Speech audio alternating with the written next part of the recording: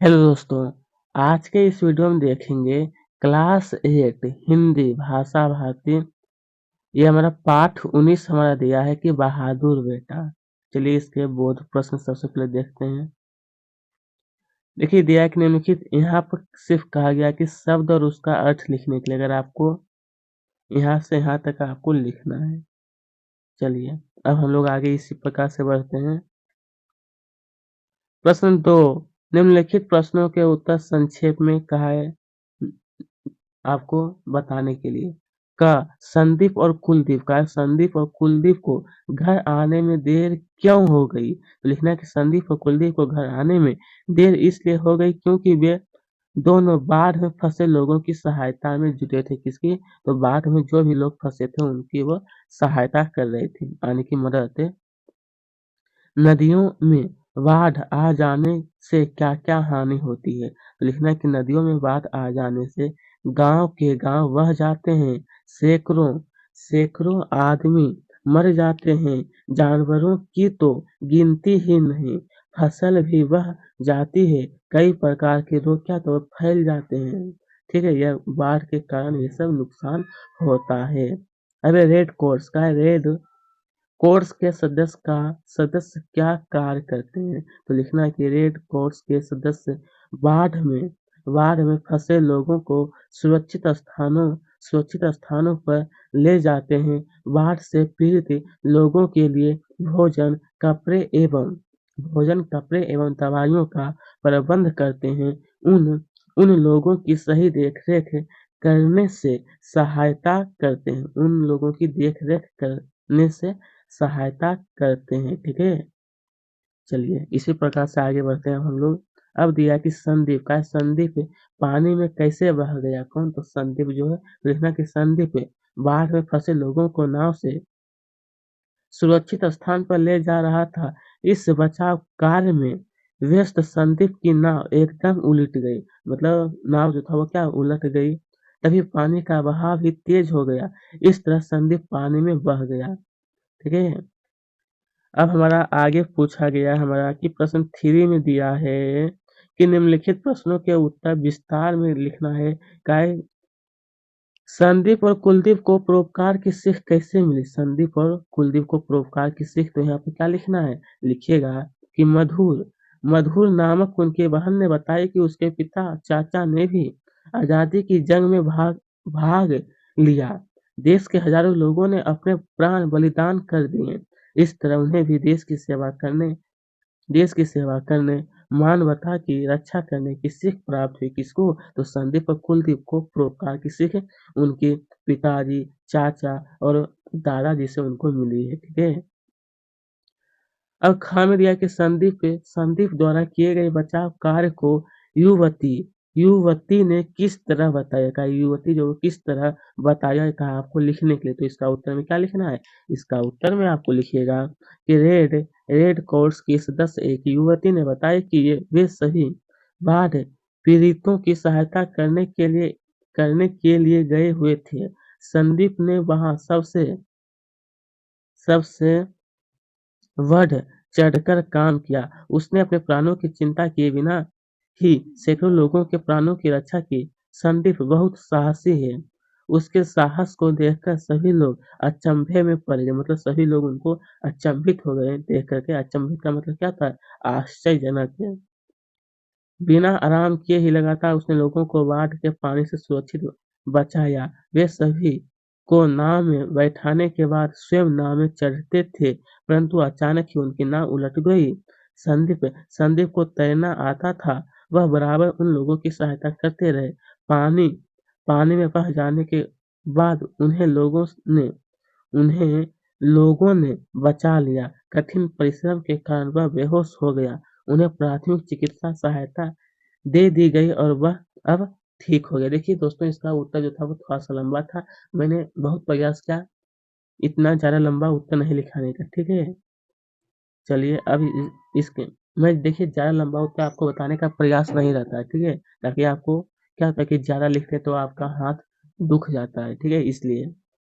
अब के बाद पीड़ितों की क्या-क्या आवश्यकताएँ होती है, उन्हें किस तरह सहयोग किया जाता है। उन्हें किस तरह तो लिखना है कि बाद है पीड़ितों की सबसे पहली आवश्यकता होती है कि उन्हें सुरक्षित स्थान पर पहुँचाने की।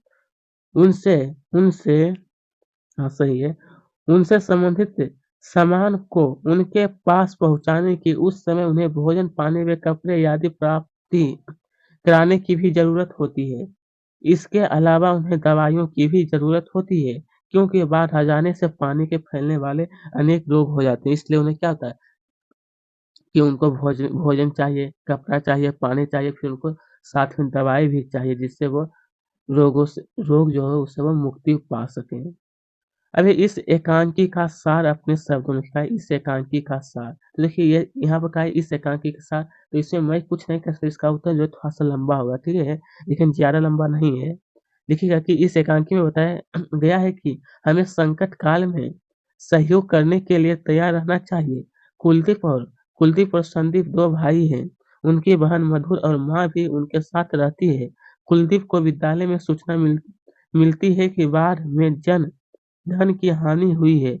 वह अपने साथियों के साथ उन बाढ़ पीड़ितों की सहायता के लिए धन संग्रह करने चला जाता है। उधर संदीप नदी की बाढ़ में फंसे लोगों को बचाने के लिए चला चला जाता है। वह अपनी जान की परवाह किए बिना ही लोगों को सुरक्षित स्थानों को पहुँचाता है।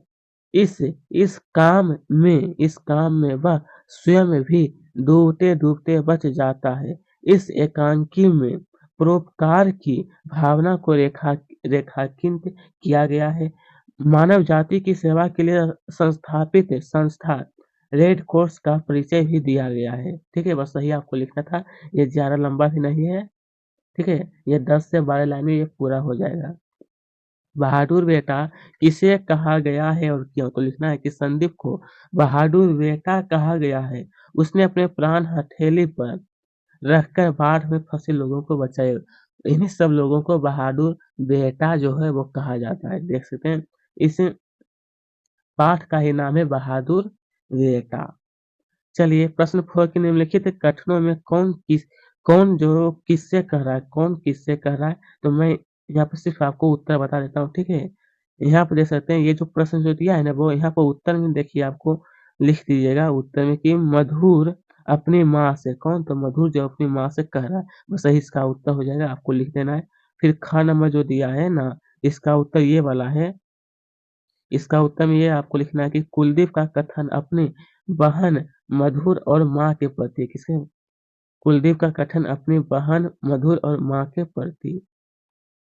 अब देख सकते हैं ये हमारा तीसरा प्रश्न पूछा गया था कि आप लोग दुनिया की इतनी सेवा करते हैं, कभी-कभी तो हमें भी सेवा का अवसर दिया कीजिए। तो यहाँ पे उत्तर में हो जाएगा 1 सेकेंड। देखिए इसका उत्तर थोड़ा-सा बता देता हूँ, ये वाला आपको नहीं लिखना है, ठीक है? ये वाला आपको लिख लेना है यहाँ से यहाँ तक करके। यह 3 नंबर का उत्तर है कि माँ का कथन रेड क्रॉस की सदस्य युवती के प्रति है, ठीक है? चलिए अब हम लोग आगे बढ़ते हैं इसी प्रकार से भाषा अध्ययन पूछा है कि इस पाठ में योजक चिन्ह वाले शब्द को छाँट लें। योजक चिन्ह का मतलब होता है देखिए मैं आपको इस प्रकार का जो शब्द होता है उसी को योजक चिन्ह वाले कहते हैं, ठीक है? निम्नलिखित शब्दों में से अनुस्वार और अनुनासिक वाले शब्दों अलग-अलग लिखिए। इसका अनुस्वार और अनुनासिक वाले शब्द को। तो यहाँ पर आप सब देख सकते हैं इसी से आपको छाँट कर लिखना है। तो यहाँ पर आप देखते हैं अनुस्वार वाले शब्द हो जाएगा हमारा गंगा, वंचित, पांडव, शांत, सहारक और संसार। अनुनासिक वाले शब्द हो जाएगा हमारा माँ, पाँच, मांगने, बांध और जाऊंगा। बस यही आपको नोट कर लेना है छाट कर कागज लिखने के लिए जो मैं आपको बताया हूँ। हृदय, आँख तथा कान शब्द से मुहावरे बनाइए तथा इनके अर्थ भी का आपको लिखने के लिए इसका का आपको मुहावरा बनाने के लिए और इसको अर्थ भी लिखना है। तो इसका देखिए हृदय, इसका अर्थ होता है हमारा लगान, मुहावरा हो जाएगा कि टुक-टुक होना, भर जाना। आँख, आँख का हो जाएगा हमारा तारा या फिर गिरना, अंधाधुंध झोंकना या फिर खुलना। कान का जो हमारा खाना, कच्चा होना और पकड़ना और भरना। बस यही आपको लिखना था और ज़्यादा लंबा उत्तर नहीं है। अब इसके आगे हमें पूछा गया था, तो दोस्तों इसके ऊपर जो प्रश्न था कहा गया था कि अर्थ और मुहावरा लिखने के लिए यहाँ पर आप देख सकते हैं कर्ण में हृदय लगाना, हृदय टुक-टुक होना, ये सभी यहाँ पर दिया है। मुहावरा ये अर्थ सभी दिया है, सिर्फ आपको अच्छी तरह से नोट कर लीजिएगा, ठीक है दोस्तों? आप सब देख सकते हैं ये ग नंबर में जो दिया था कि कान उठाना, इसका अर्थ होता है कि शोर मचाना। कान का कच्चा होना, इसका अर्थ होता है कि किसी भी बात का बिना सोचे समझे विश्वास करना, कान पकड़ना, गलती स्वीकार करना, कान भरना, खिलाफ कर देना। बस यही आपको लिखना था जो मैं आपको अच्छी तरह से बता दिया हूँ, ठीक है? भाषा भारती बुक में क्लास 8 में तो और अधिक ही प्रश्न पूछा जाता है। ये तो 7th में जो बहुत कम प्रश्न पूछा जाता है, लेकिन 8 में अधिक रहता है। कि नीचे बनी वर्ग पहेली पाठ्य पुस्तक में से निम्नलिखित शब्दों के 3-3 पर्यायवाची शब्द पहचान कर लिखिए। मतलब ये जो हमारा शब्द दिया है इसका 3-3 पर्यायवाची शब्द कहा आपको पहचान कर लिखने के लिए। तो यहाँ पर आपसे पर्यायवाची शब्द दिया गया है, जो कि यहाँ पर हमारा सबसे पहले पूछा गया था कि जाह्नवी, जाह्नवी का जो मतलब गंगा, भागीरथी और सुरसरी। जननी का हो जाएगा माता, माँ अम्बा। रात्रि का रजनी, अमानी और निशा। सूर्य का भानु, सविता और रवि। बस यही आपको क्या करना है, नोट कर लेना है। यह पर्यायवाची शब्द दिया गया है। चलिए दोस्तों, प्रश्न क्रमांक 5 में पूछा है कि निम्नलिखित शब्दों के तत्सम रूप लिखिए। इसका जो ये जो शब्द दिया है, इसका तत्सम शब्द क्या होगा? तो चलिए, यहाँ पे इसमें कि इसका हो जाएगा लज्जा, तज का हो जाएगा त्याग, धै धोर का हो जाएगा धैर्य, शुद्ध शब्द है। सूरज का हो जाएगा सूर्य, भीख का हो जाएगा भिक्षा, माता का हो जाएगा मारती। ठीक है? प्रश्न 6 में दिया है कि निम्नलिखित शब्दों में से उपसर्ग और प्रत्यय पहचान कर अलग कहा लिखने के लिए। यहाँ इसी से आपको छाँट कर लिखना है। यहाँ पर पूर्ण शब्द यह उपसर्ग और यह हमारा प्रत्यय है।